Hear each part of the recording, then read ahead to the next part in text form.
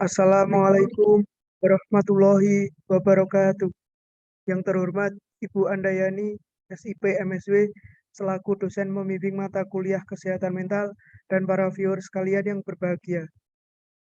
Pada kesempatan kali ini, saya akan menyampaikan materi mengenai gangguan mental, yakni psikopat, guna memenuhi tugas ujian tengah semester mata kuliah kesehatan mental. Sebelum saya memulai sesi kali ini, izinkan saya memperkenalkan diri. Perkenalkan, nama saya Imam Rofingi, mahasiswa Ilmu Kesejahteraan Sosial UIN Sunan Kalijaga dengan NIM 201020050042 kelas IKSA. Pada kesempatan kali ini saya akan membahas mengenai psikopat. Terdapat beberapa cakupan materi yang akan saya bahas. Yang pertama yakni definisi, yang kedua tanda dan gejala, yang ketiga penyebab, yang keempat faktor risiko, yang kelima diagnosis dan pengobatan, kemudian yang terakhir cara menghadapi psikopat. Langsung saja menuju submateri yang pertama, yakni definisi. Definisi psikopat. Psikopat atau sering disebut psiko adalah gangguan mental yang ditandai dengan kurangnya empati dan kontrol perilaku yang buruk atau impulsif. Sikap ini mengakibatkan penderitanya memiliki perilaku antisosial, serta cenderung melanggar aturan dan melakukan tindak kriminal termasuk kekerasan.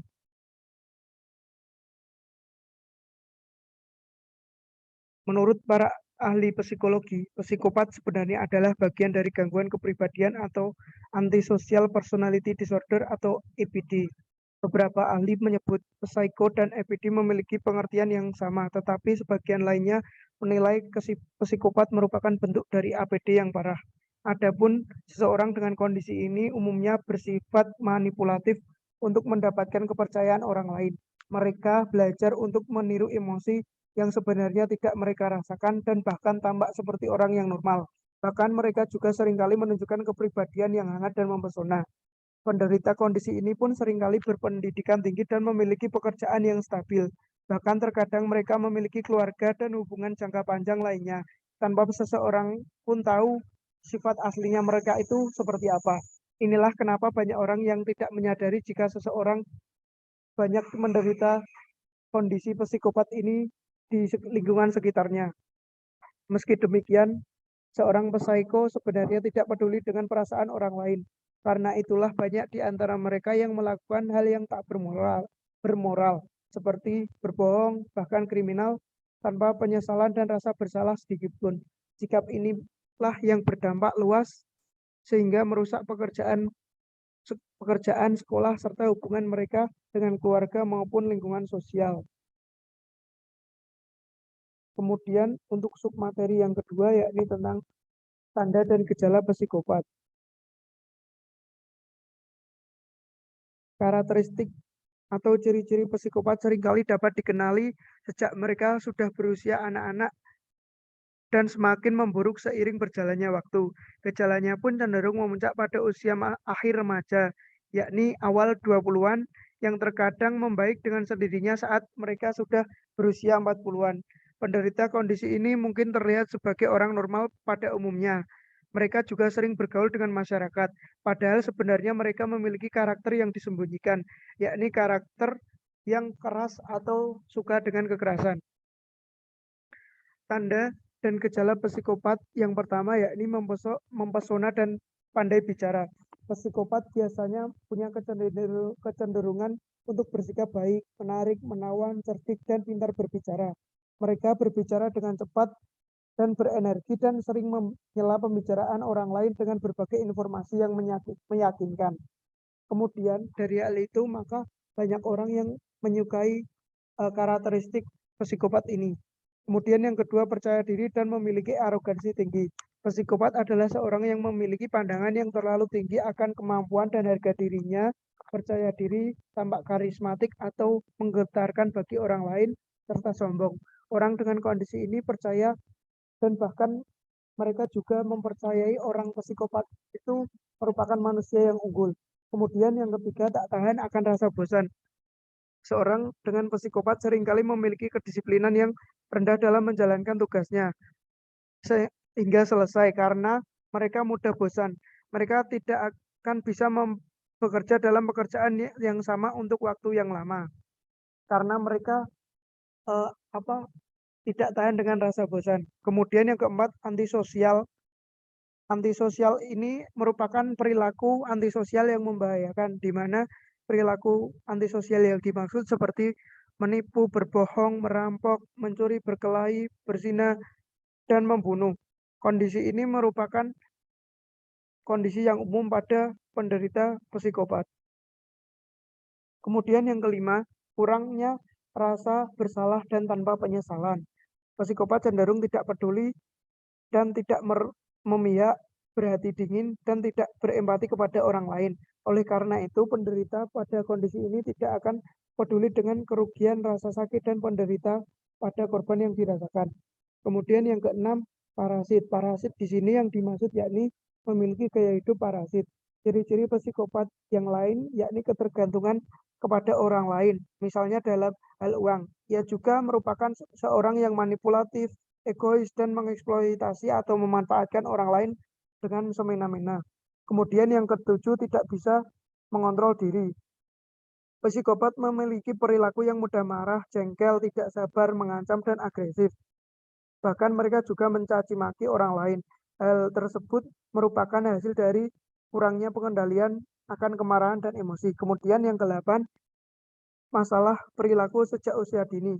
Psikopat sering sekali mengalami berbagai perilaku yang menyimpang sejak mereka saat masih kecil. Misalnya berbohong, mencuri, melakukan kecurangan, merusak, mengintimidasi, beraktivitas seksual, mengonsumsi alkohol, dan melarikan diri dari rumah pada usia di bawah kurang dari 13 tahun. Kemudian yang ke-9 yakni perilaku seksual yang tidak menentu. Sebagian orang dengan kondisi ini seringkali memiliki hasrat seksual yang dianggap abnormal atau jauh di luar kata normal, seperti memiliki hasrat yang kuat dan terus-menerus untuk melakukan kontak seksual dengan anak. Hal ini dilakukan pada penderita psikopat untuk melampiaskan hasratnya. Kemudian untuk submateri yang ketiga yakni penyebab psikopat. Penyebab psikopat dapat diuraikan menjadi 3. Hingga saat ini, penyebab pasti psikopat belum diketahui secara pasti.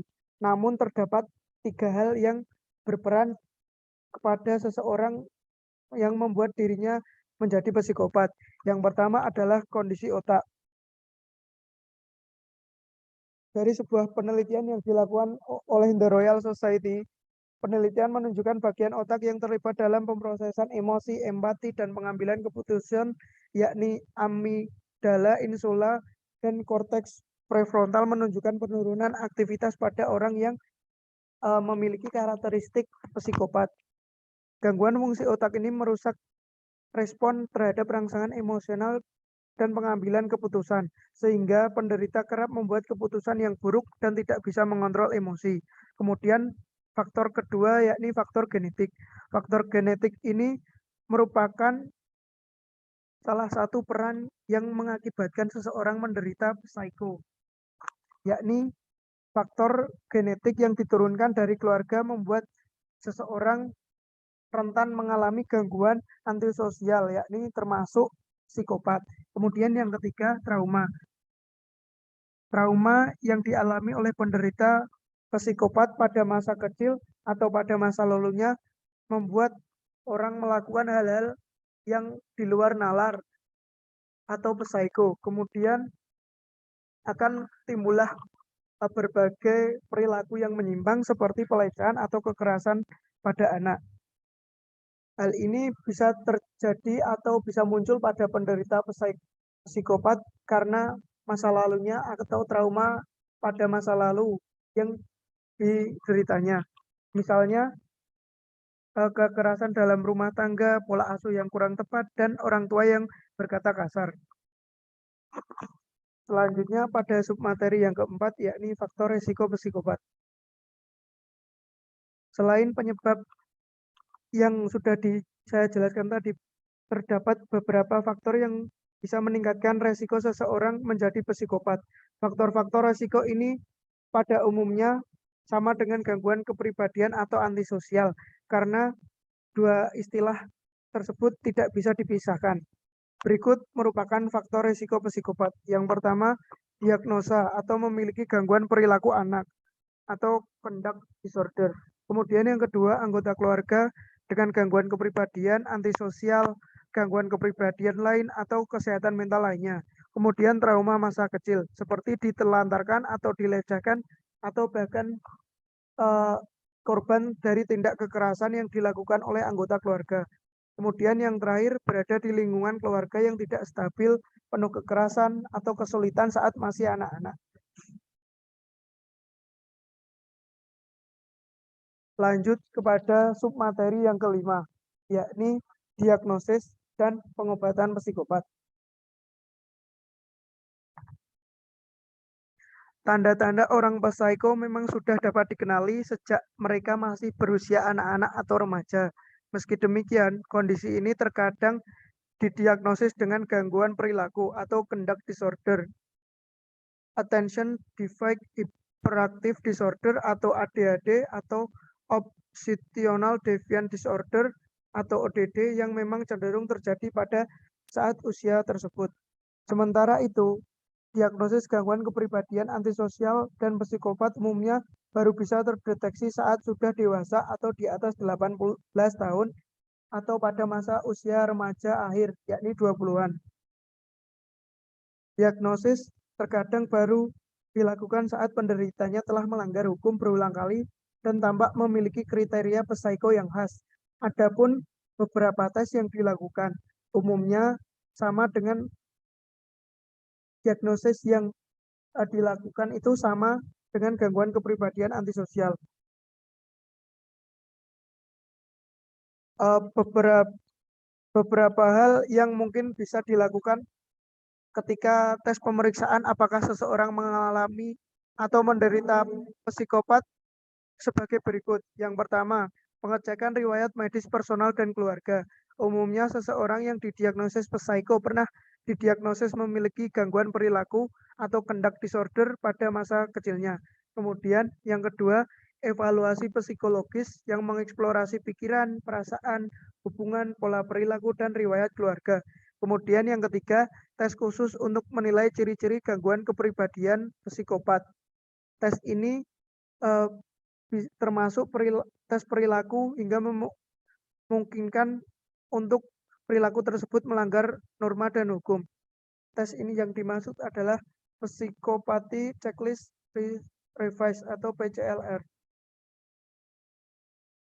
Kemudian untuk pengobatan psikopat setelah didiagnosis, psikopat adalah jenis gangguan kepribadian yang paling sulit diobati.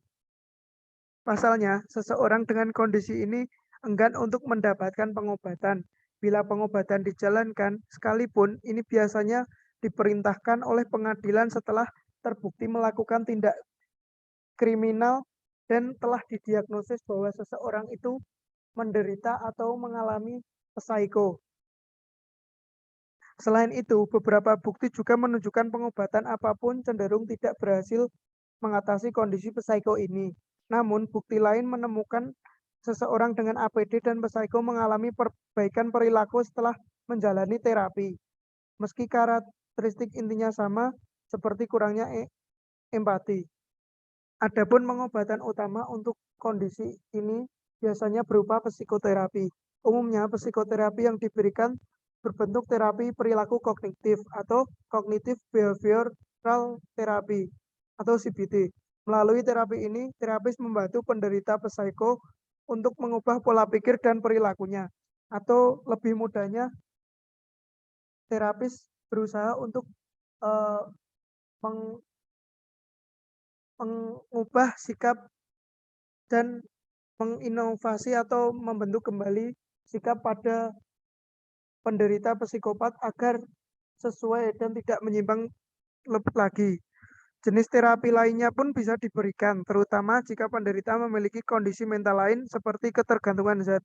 Selain terapi, obat-obatan mungkin juga bisa diberikan. namun tidak ada satupun obat yang bisa langsung mengobati kondisi psikopat ini. Obat yang sering digunakan untuk mengobati psikopat ini adalah obat mengatasi depresi, kecemasan, atau gejala lain yang mungkin muncul pada penderita kondisi ini. Masuk ke submateri yang terakhir, yakni cara menghadapi penderita psikopat. Seseorang dengan kondisi psikopat kerap bertingkah dan membuat orang lain sengsara. Namun, mereka tidak merasa bersalah atas perilaku tersebut dan enggan untuk berubah. Oleh karena itu, bila Anda mengenal orang dengan kondisi ini, seperti teman, rekan kerja, atau orang yang Anda sayangi, sebaiknya segera mencari tolong bantuan untuk diri sendiri. Kita harus bisa mencari bantuan kepada ahli kesehatan mental seperti psikolog atau psikiater untuk mengetahui bagaimana menetapkan batasan, melindungi diri, dan menghadapinya. Selain itu, bisa mencegah agar tidak terjadi tindak kekerasan yang tidak kita inginkan. Kesimpulan yang dapat kita ambil, eh, psikopat merupakan salah satu gangguan mental yang sangat sulit diobati, sehingga memerlukan penanganan khusus. Psikopat ini terjadi karena berbagai hal, mulai dari kondisi otak, genetik, dan faktor lingkungan. Penderita psikopat harus melakukan penanganan khusus, seperti pemberian obat-obat untuk mengurangi depresi atau kecemasan. Selain itu, penderita psikopat juga harus didampingi oleh terapis untuk mengembalikan atau mengubah perilakunya menjadi lebih baik. Sekian yang dapat saya sampaikan. Atas perhatiannya. Saya ucapkan terima kasih. Semoga apa yang bisa saya sampaikan bisa bermanfaat. Ada kurangnya saya mohon maaf. Billahi taufik wal hidayah. Wassalamualaikum warahmatullahi wabarakatuh. Terima kasih.